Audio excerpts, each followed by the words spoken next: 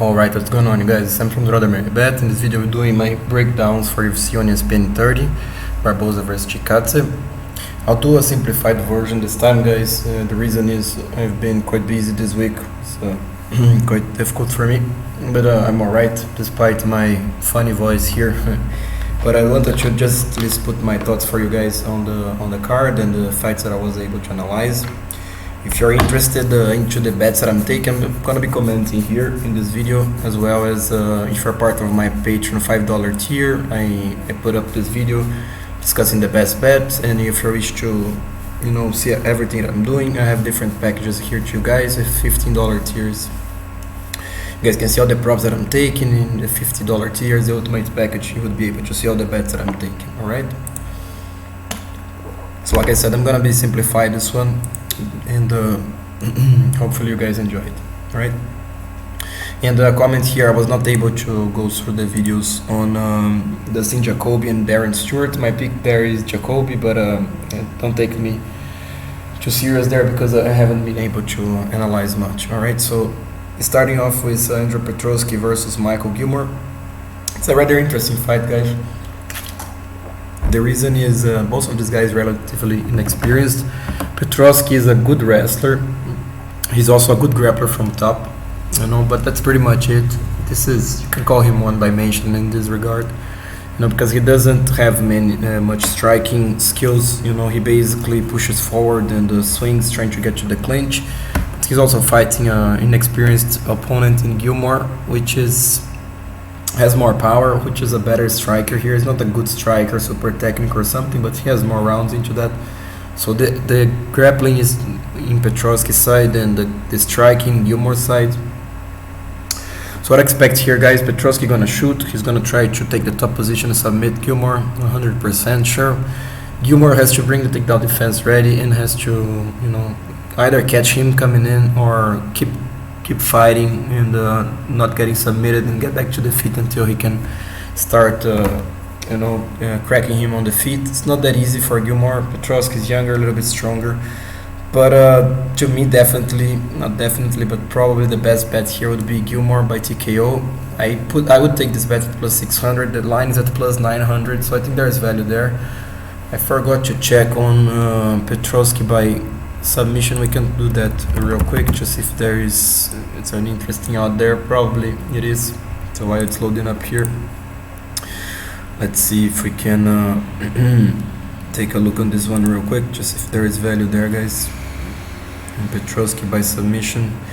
Yeah, everybody expects this to finish inside the distance, so this is expensive, even though I think it's very likely that this finishes inside of the distance. And Petroski inside of this minus 240 is too expensive. Petroski, where's Petroski by submission? Gilmore submission, Petroski by submission minus 110. It's not a bad idea if you like to play a little bit here, but I'd rather take the dog here by TKO. It's like plus 900 or something. It's just ridiculous. I think there is some value there. Of course, don't play much there because it's not a likely scenario. But anyway, I think there's some chances there. Yeah. So I have like at least 10% on, 10 to 20% on Gilmore, but TKO has a decent chance there. He's gonna fight, guys. Leomana Martinez versus Guido Cannetti. It's another interesting fight here. Both of these guys are, fairly aggressive. And the Martinez is younger. He's the better striker, the better grappling. It's quite even, but I think from his back, Martinez is better. Cannetti can grapple a little bit from top, but he's not the best wrestler. So this should be a Mana Martinez fight. He should be able to land on Cannetti because Cannetti he's an explosive guy. He's fast and athletic, but he's also 41 now, and he's shorter arms. So Martinez has all the tools and the skills to win this one. I think he's gonna catch Cannetti coming in, or I think Cannetti actually probably gonna try to use his speed on the outside, try to make it a grappling match. It would be his safest path to victory. I think he will try that. I don't think he's gonna, actually 50-50 between he's gonna try to explode on Martinez's face and try to make a grappling match. It's difficult to tell because he's not a high level fighter. He used it to fight emotionally before, But it's Martinez here, guys. In terms of a bet, it's quite complicated. I picked Martinez by round 2 because Cannetti is pretty good on the first round, even though he could get finished there. So these lines would interest me, Martinez inside of the distance, these lines, or even Cannetti. If you like Cannetti, inside of the distance at this price is not a bad idea because Martinez, he likes a brawl. He's making his UFC debut, if I'm not mistaken, here, right? He fought in the Contender Series, but I don't think in the UFC yet. He's also young, so he could come and trying to prove a point, something get caught. So, but either way, to me it's a pass here, unless I can catch Mana Martinez instead of the distance. This line, I think it's nearly impossible. I haven't find anything like that. All right, these are my calculations, guys. Feel free to pause in the comments and here. Bryan battle versus Gilbert Urbina. It's a good matchup here, guys. This is stats I reversed them. This is for battle. Okay, this is for Urbina. So Urbina is pretty much a one-dimensional grappler. He's a tall, guy. Actually, not one-dimensional. He's improving quite a bit in the UFC, in the Ultimate Fighter.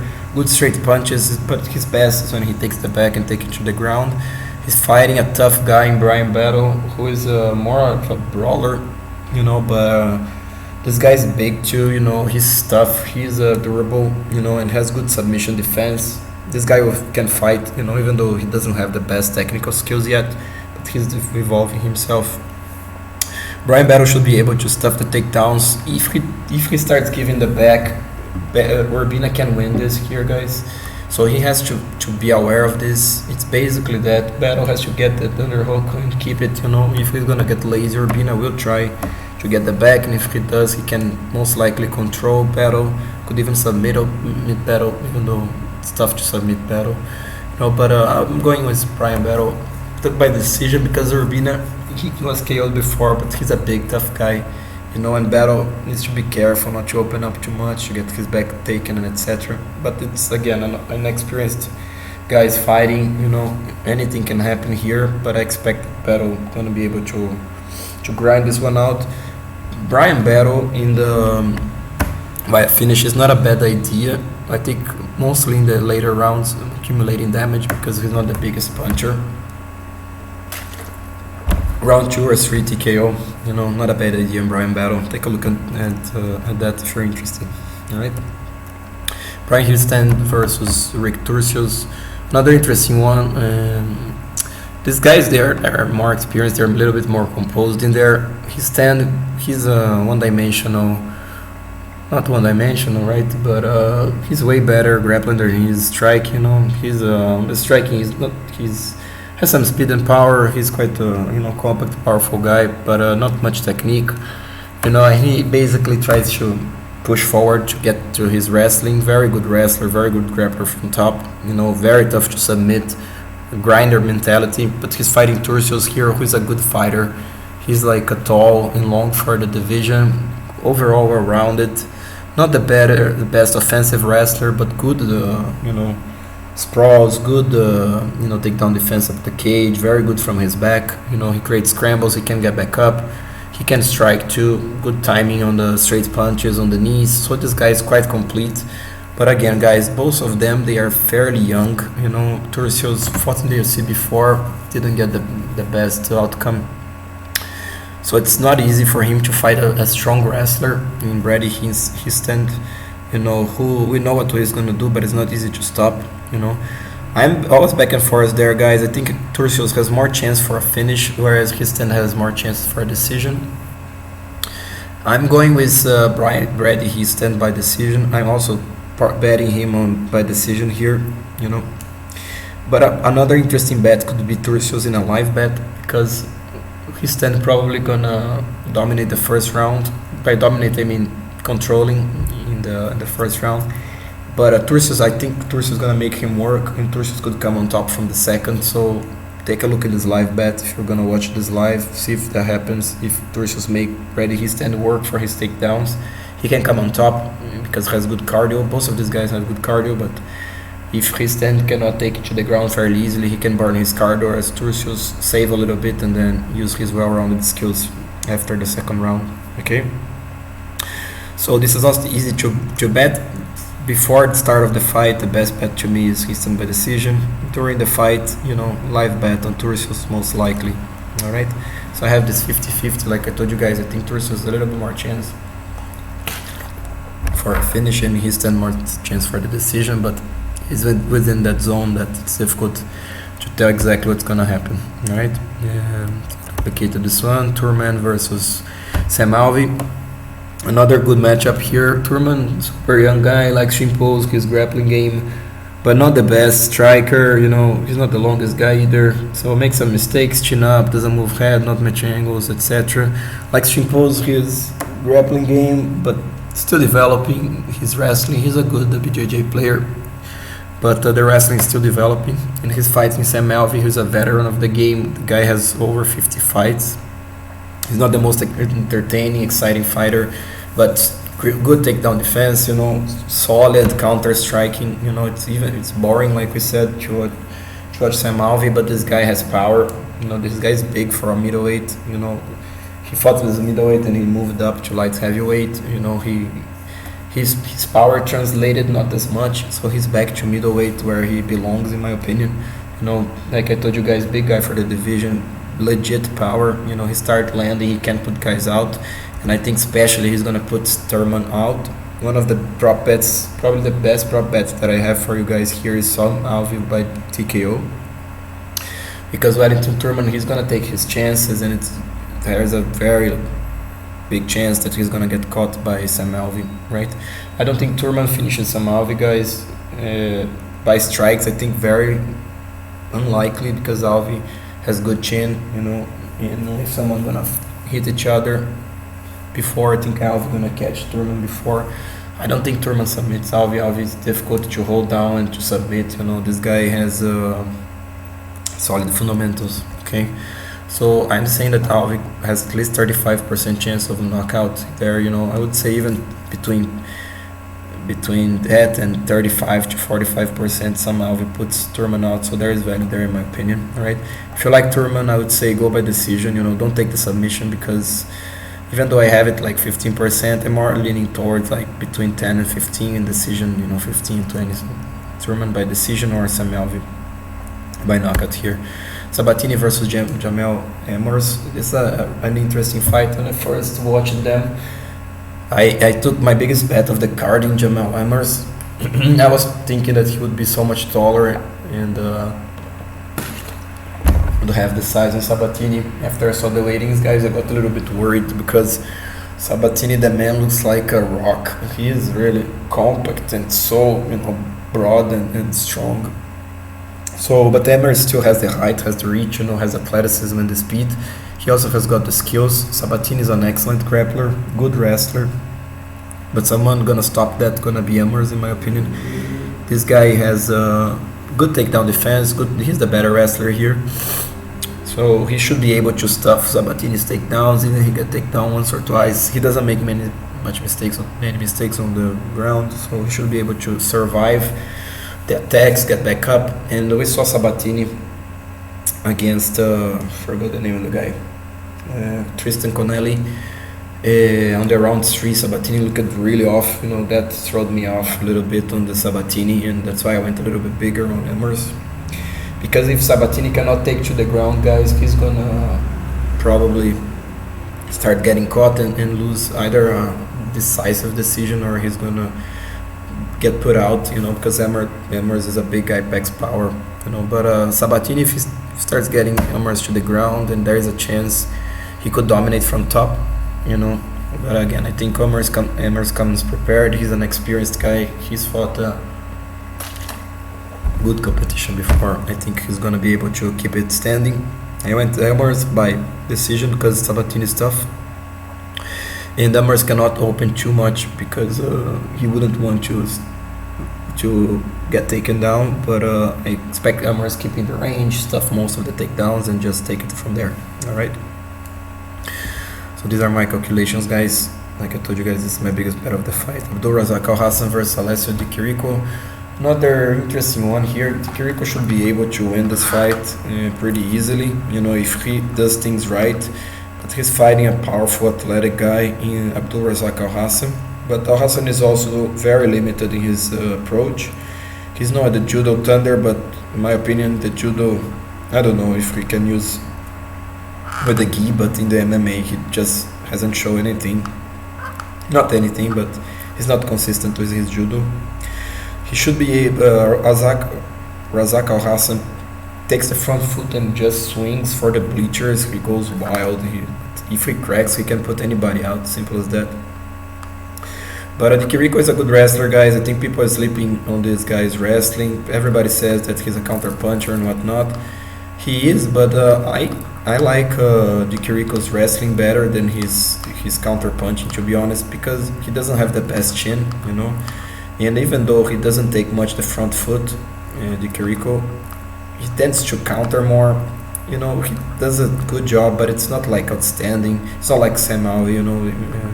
Let's put it this way, because he doesn't have the chin, and he doesn't have much. The timing is not bad, but it's not perfect either. You know, the angles are not there. So I don't know. If you're gonna keep sending, I would maybe favor ALhassan, even as surprising this may sound.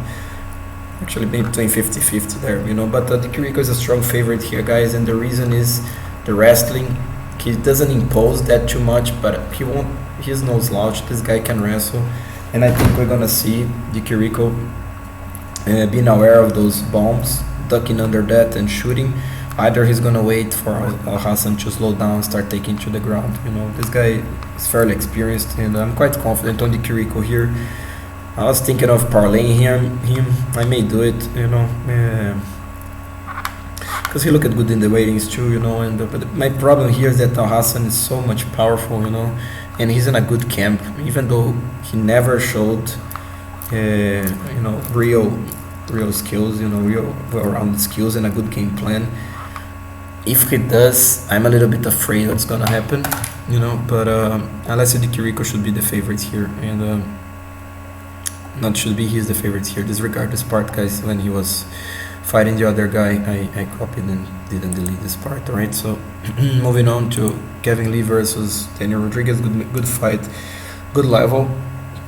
Kevin Lee is the better fighter here, guys. He's the more well-rounded guy. The Rod, he's big, strong, and he's excellent with the boxing. But that's pretty much it, guys. It's like he's basically not a basic 1-2 fighter. He has good hooks too, you know. So let's say he's primarily a boxer, the Rod, but a good one, a solid one, good angles, both offensive and defensive. You know, this guy is patient. Like I said, he's super big, not super big, but he's big and tough. Has a great chin. You know, he also developed his counter striking, his counter wrestling throughout the year. The Rod, tough guy to take and hold down. You know. He's fighting the Mountain Phenom, who is known for his strength and his size, but on the lightweight division. Now he's fighting as a welterweight here. And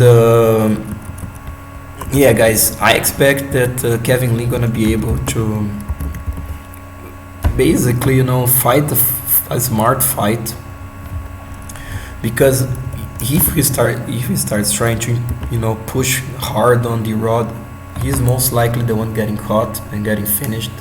He's a smaller man here. He probably knows that. His camp probably knows that. Not probably, he knows that, right? But I don't know. I'm not sure if he's gonna actually use that to his advantage, which is, you know, fight a smart fight. But guys, it's a tricky fight to call and to bet. I'm picking Kevin Lee, like I told you guys, you know. But to me, the lines are pretty much fair. I would have like Kevin Lee as, you know, minus 120 favorite, and the Rod is a plus 100 dog, or even money. I'm sorry that I'm updating this here now, guys. But again, tricky one. Could go either way. But if Kevin Lee brings the right game plan, I think he will. He can possibly win the size 30-27 or 29-28 fight, you know. But again, the Rod gonna try to keep it the 1-2, gonna stuff those takedowns, you know. But I expect that Kevin Lee gonna be able to deal with that, you know, use more kicks and use more angles, getting to the Rod's leg, take him down, you know, win this round decisively, basically. Kevin Lee by decision is my pick, but in terms of a bet, it's quite complicated, you know.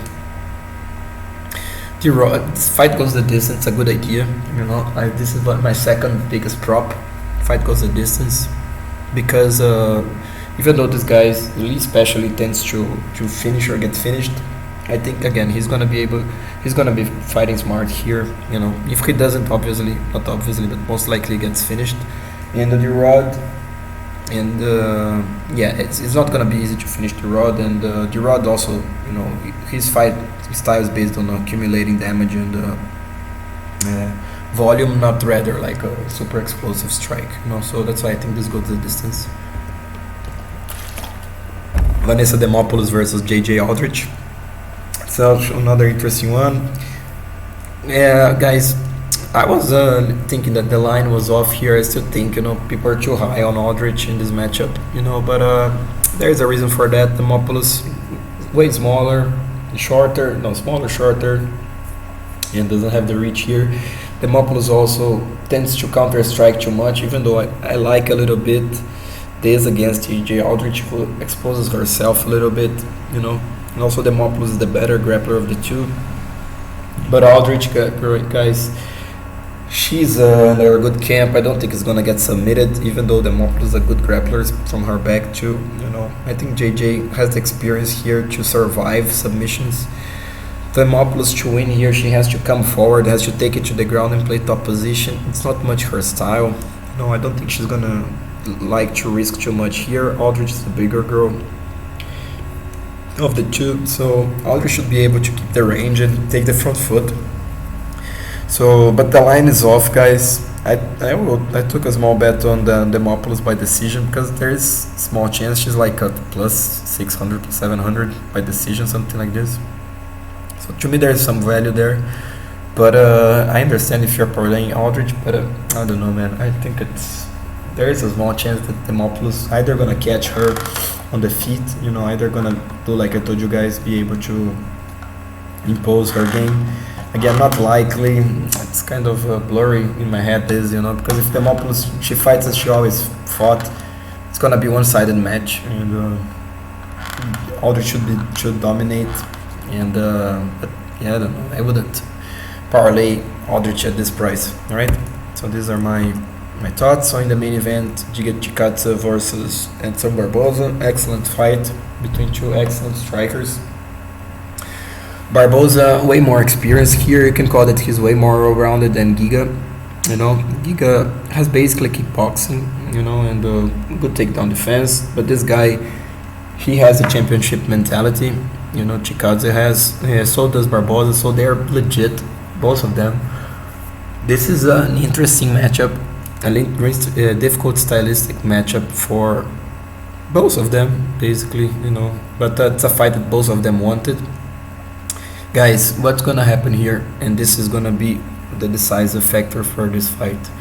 Whoever takes the front foot here gonna lose. This is just simple as that, you know, because if you analyze these fights, Barboza is good in the offensive, but he's good in the 1-2 and the blasting leg kicks. When he has to get inside to throw, and he's gonna have to do it against Chikadze, he starts opening up, making some mistakes.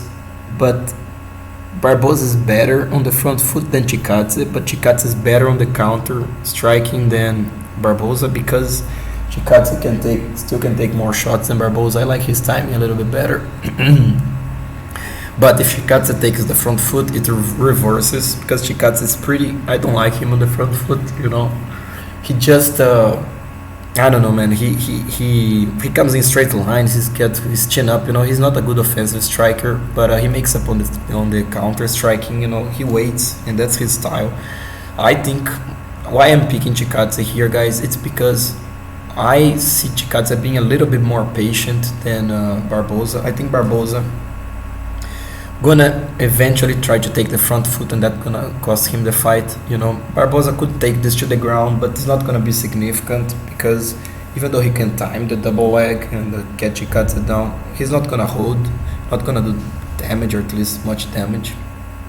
And Chikadze evolved his takedown defense But back and forth here, guys. 50-50 ended up going Chikadze because of this. Just because of this, I think he's gonna wait, and if he waits, he has the advantage because he's a better counter striker, has a little bit more resistance. But if Giga starts, I don't know, for example, Barboza starts landing like kicks, Giga doesn't like it, and he has to take the front foot. It's gonna be Barboza all day, guys. So maybe a live bet here if you can feel that Barboza is ahead. I think if Chikadze start taking the front foot, he can even get TKO because, like I told you guys, he makes mistakes moving in. But I see Giga being patient here, and but back and forth could be split decision, super close fight. If they both do what they do, which is stay on the outside, wait for the other, try to change leg kicks to head kicks, to body kicks, to long strikes, which I think gonna be the fight here. All right, so I pick Giga by decision. I'm taking a small bet on Giga by decision. I think Barboza has more chances for the knockout on this one. All right, so that's why I think Giga by decision is a little bit more likely. But again, back and forth here, guys, super close fight. Actually, by my calculations here, I put the opposite. But yeah, basically 50-50 fight, guys. All right. So guys, I hope you like this video. If you like, please like, subscribe. Like I told you guys, I have already my videos on the lock of the night and top 2 parlays. This video I made was based on a combination of PFL and the UFC. So PFL, both 2 guys that I had, they cashed, which was Antonio Carlos Jr. and Bobby Moffett, so they cashed. And I have the other 3 in this other 3, let's put best bets that I think in this card. So if you're interested to support the channel, this is more affordable for most of the people, and you can show your support, your appreciation, plus take a look on my thoughts on the best bets for this card. All right, and obviously the rest of the packages, like I told you guys before, this is the $10, which I have early releases on the video, and access to this material. All right, I also have you guys can have access to this betting strategy. In the last couple of weeks I was quite busy, guys, and but things should be able to pick things up again from the middle of next week. So, and then I'm gonna be releasing more often. $15, you guys have all the access to all my prop bets line by line. You can compare against this, and for $50, it's the ultimate package. You guys can do everything that I'm doing. Just take advantage of it. All right. Again, guys, I hope you appreciate. If you do, please like, subscribe, consider supporting the channel, and I'll talk to you next time. It's time for my bet and bring the best, most consistent and transparent betting search for you.